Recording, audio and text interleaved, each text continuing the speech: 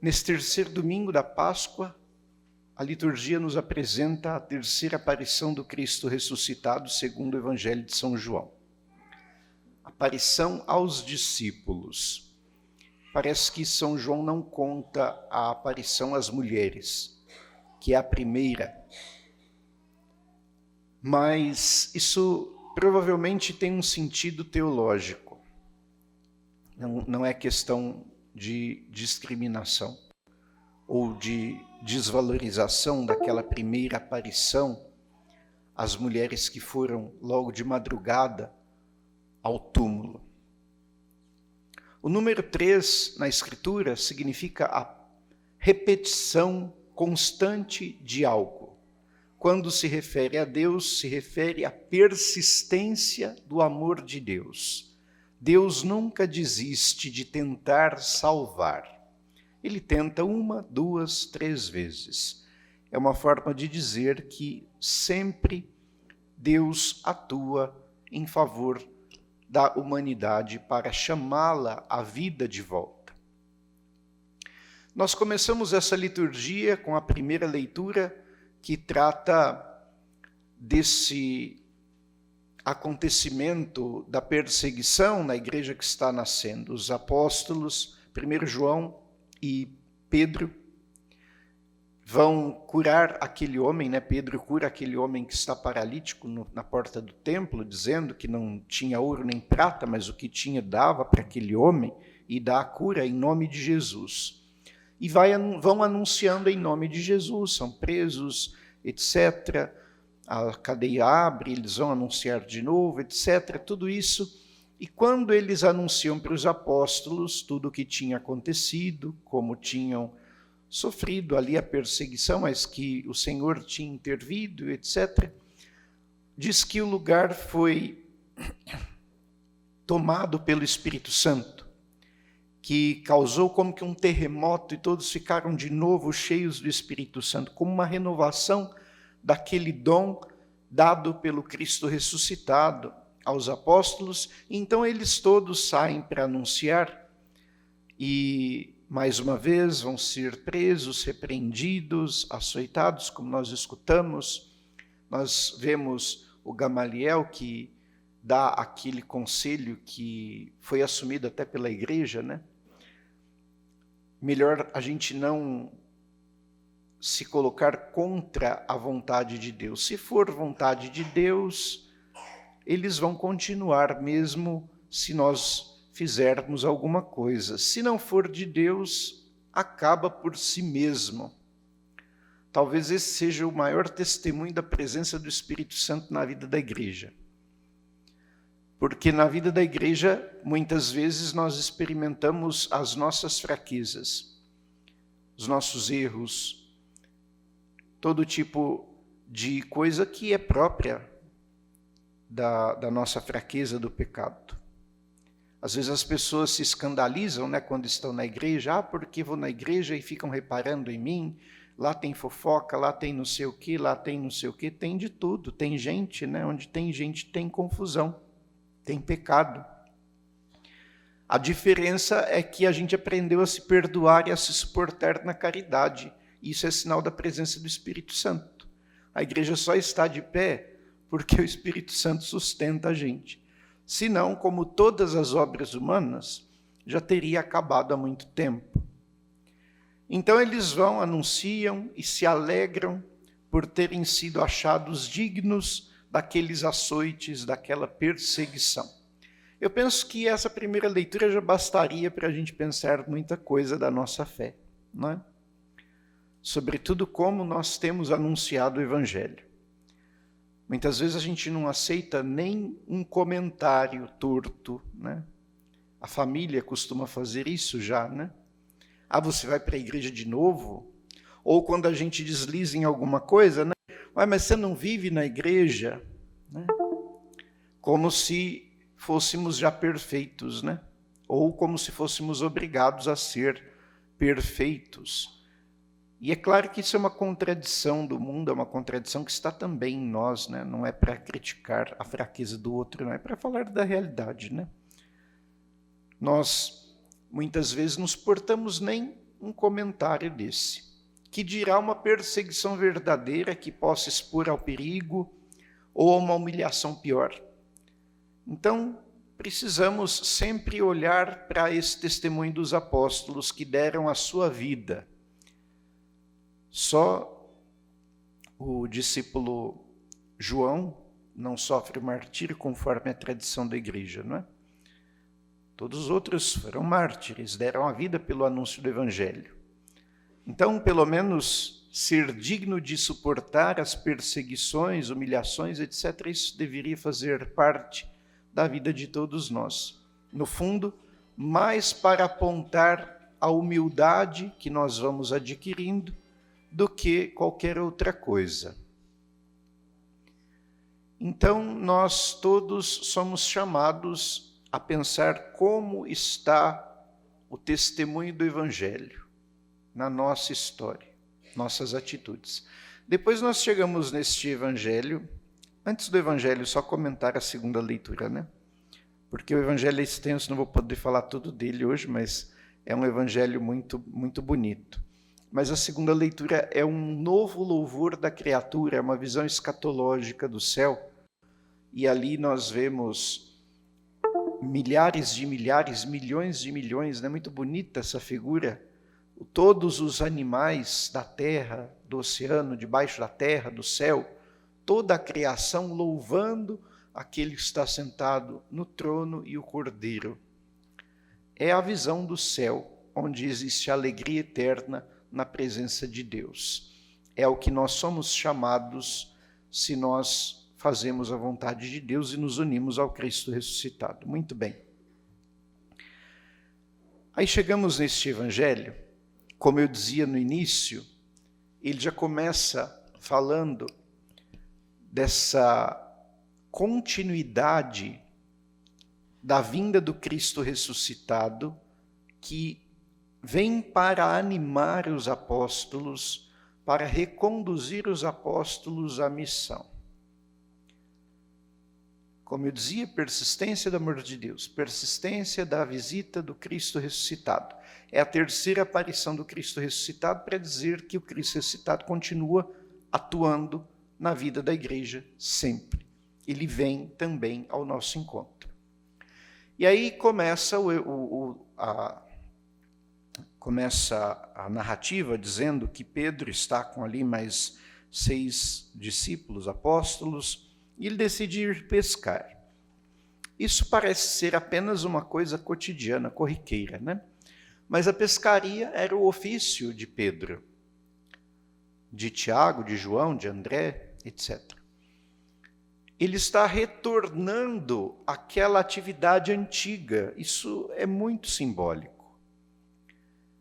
Porque muitas vezes, mesmo tendo tido a experiência com o Cristo ressuscitado, nos curando, nos protegendo, expulsando o demônio, etc., a gente volta a buscar a nossa alegria, a nossa segurança nas coisas desse mundo. Voltam as preocupações com o dinheiro, com a saúde, seja nossa, seja de alguém. Enfim, nós começamos a olhar de novo para a realidade da nossa vida neste mundo e vamos meio que nos esquecendo da presença de Cristo, que é Senhor da vida e da morte, que é capaz de transformar qualquer realidade, né? Vão surgindo as angústias, as ansiedades, vem no coração dúvida, medo, de novo, né? Então eles vão e diz o Evangelho que era noite. O Evangelho de São João, sobretudo, expressa muito claramente a noite como o tempo do domínio das trevas. Então existe essa relação mesmo com uma idolatria, como uma rejeição desse louvor de Deus que deveria ser eterno. Nós deveríamos nos alegrar e louvar a Deus o tempo inteiro, com toda a criatura, com todos os santos, mas muitas vezes esquecemos de Deus e vamos correr atrás de coisas aqui com medo de faltar. Então, eles vão pescar, é noite, ali entra o pecado, por causa disso, por não estar colocando Deus acima de todas as coisas. Mas não pegam nada. não existe satisfação, não existe alegria nas coisas deste mundo.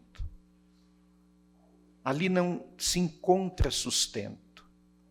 Passam a noite toda, estão cansados e voltando ali para a margem. E Jesus está de pé. Eles não sabem que é Jesus, mas Jesus está de pé na praia. É a figura do dia. O dia que é o tempo do domínio da luz. O Cristo, que é o sol de justiça, está ali. O sol está nascendo, é Cristo de pé na praia. Ele é o próprio sol nascente. Ele é essa luz que vem ao encontro daquele que se perdeu no seu pecado de novo. Se adianta a nós. E ele vai perguntar, começa esse diálogo, vocês têm peixe? Não, não temos, não pegamos nada. E ele indica onde é possível encontrar esse peixe. Quando nós seguimos a nossa cabeça, a gente não consegue pegar nada. Quando a gente segue a vontade de Deus, a gente encontra a alegria, a satisfação. Esse é o sentido.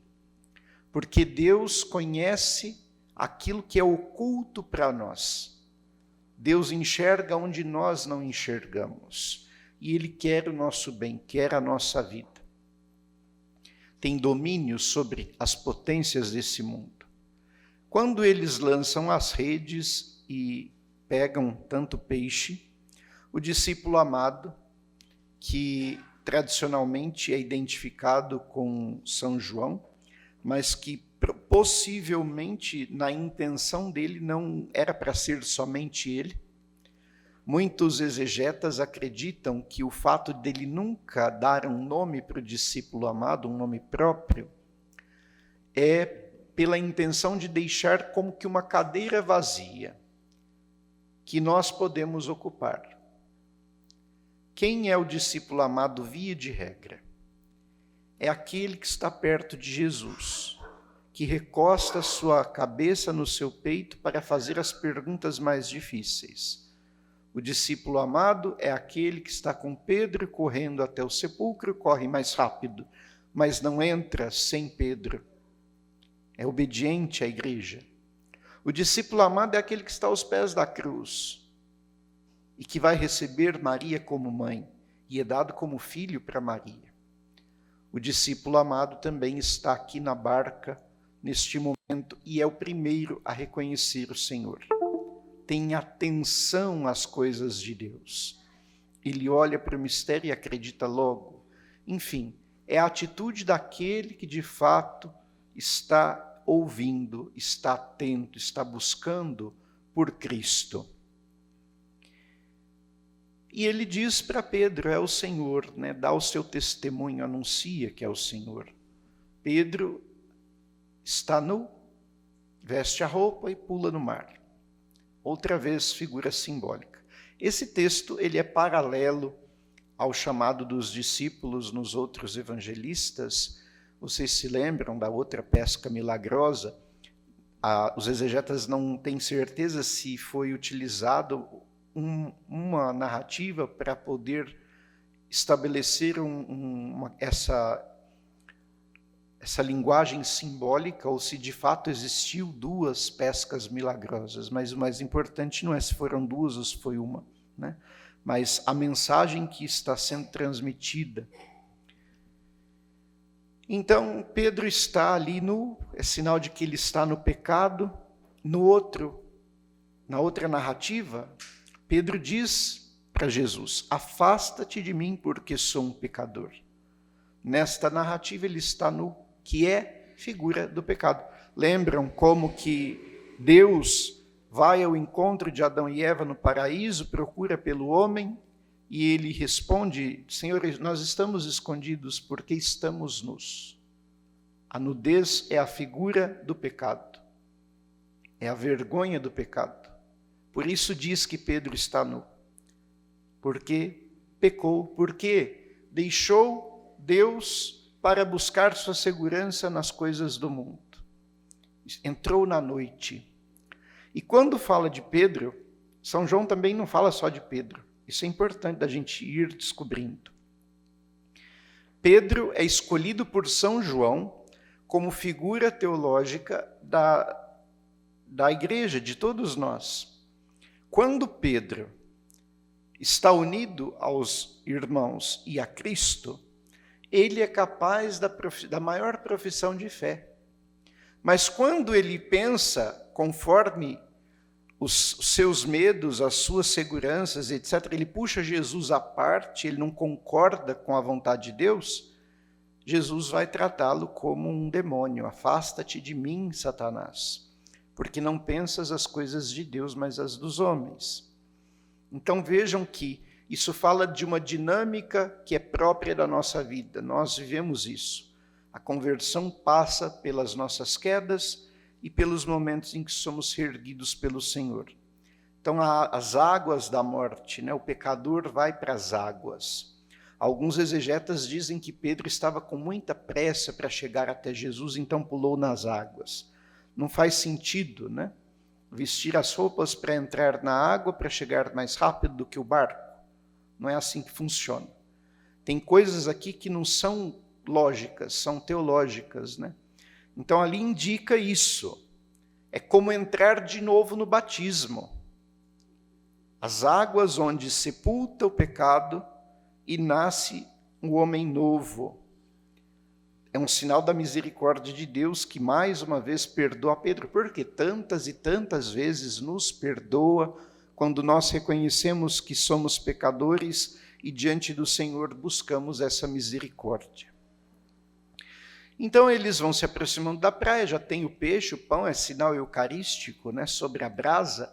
Essa brasa representa os sofrimentos pelos quais Cristo passou para poder nos dar a vida, né, o próprio sacrifício da cruz, o peixe e o pão sobre a brasa do martírio.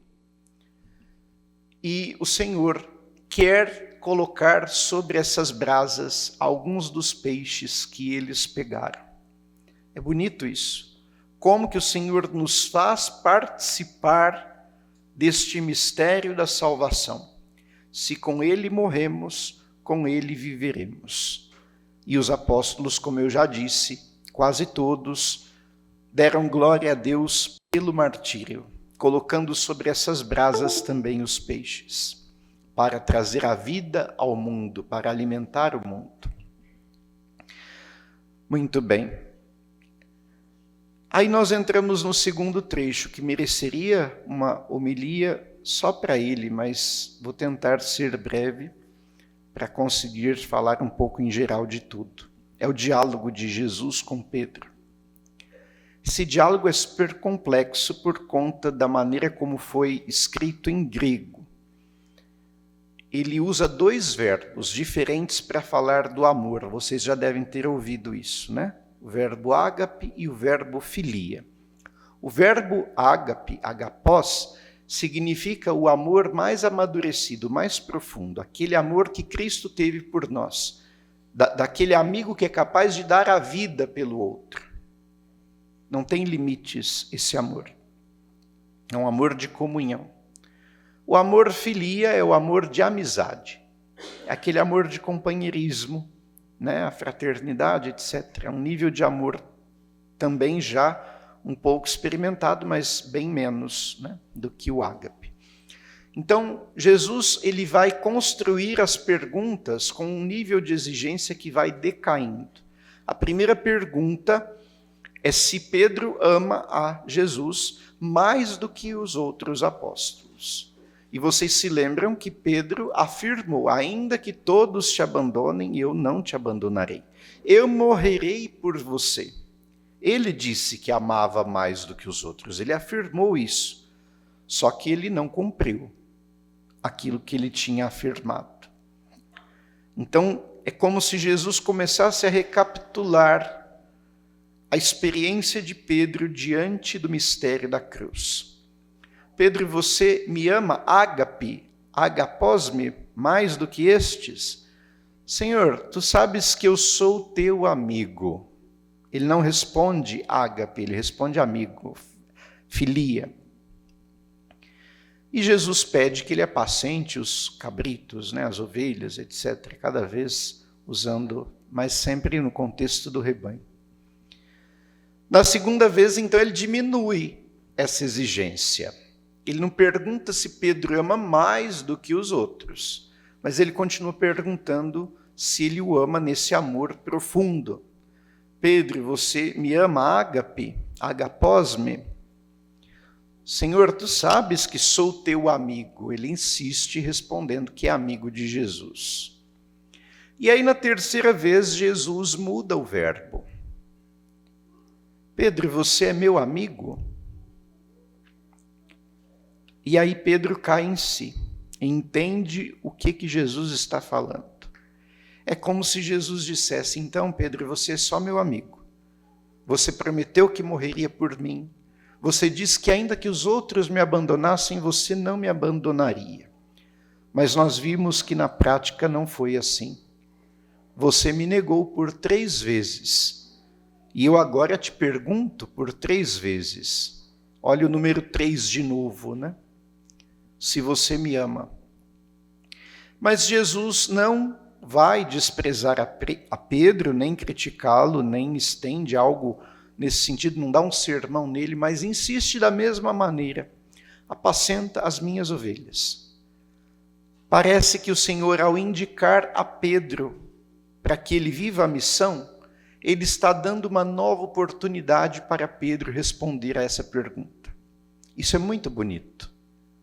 É a persistência do Cristo ressuscitado, que vem ao seu encontro, que vem ao meu encontro, a cada dia, para perguntar de novo se nós o amamos. E a nossa resposta, se o amamos, depende da maneira como nós apacentamos o seu rebanho. Se nós levamos ao nosso irmão a consolação, para que ele possa ser sustentado na fé, ou sustentado nas necessidades naturais também, né? Se repartimos o pão da palavra ou o alimento, nós apacentamos o rebanho de Jesus, nós damos uma resposta ao Senhor de que somos seu amigo ou de que o amamos de fato, sobretudo quando chegamos ao ponto de oferecer a vida por amor dos irmãos. E aí Jesus, no fundo, vai dizer profeticamente para Pedro que a resposta dele ainda vai ser a que Cristo está buscando. É como se dissesse, Pedro, quando você era jovem, você se cingia. Cingir-se é um sinal de serviço, né? Aquela história de amarrar os rins, né? É o que Jesus faz lá no lava-pés também. Quando você era jovem, você se cingia e você ia para onde você queria. Quando você for velho, outro te cingirá e vai te levar para onde você não quer ir. E para onde foi que Pedro não quis ir com o Senhor? Para a cruz. Não conheço esse homem. Não sou um dos apóstolos. Ele fugiu da cruz. E cada vez que nós pecamos, que nós voltamos a buscar a nossa alegria nas coisas do mundo e não servimos à vontade de Deus, nós negamos de novo a Cristo porque fugimos da cruz. Fugimos deste mistério onde somos chamados a oferecer a vida por amor dos irmãos, suportando as contrariedades, vivendo a paciência, não pagando o mal com o mal, mas pelo contrário, fazendo bem para aqueles que nos prejudicam, que nos perseguem e etc. Quando nós vivemos assim, nós apacentamos o rebanho de Cristo com a nossa vida, dando a vida por amor. Entramos neste mistério do amor, ágape, esse amor que dá a vida pelos amigos. Pedro foi crucificado e diz a tradição que ele pediu para ser crucificado de cabeça para baixo, porque não se reconhecia digno de morrer da mesma maneira que o Senhor, justamente por conta das negações, as 3 negações. 1 vez, 2 vezes, 3, 4, 5. Quantas vezes nós negamos a vontade de Deus? Só que, por outro lado, quantas vezes Deus vem insistir conosco?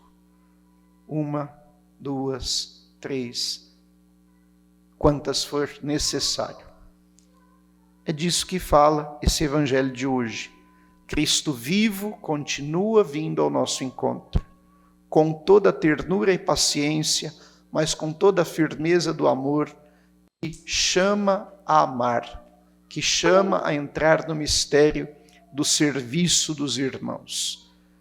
Então, que nós possamos ouvir hoje do Senhor. Maria, José, Pedro, sei lá, o nome de cada um de nós, né?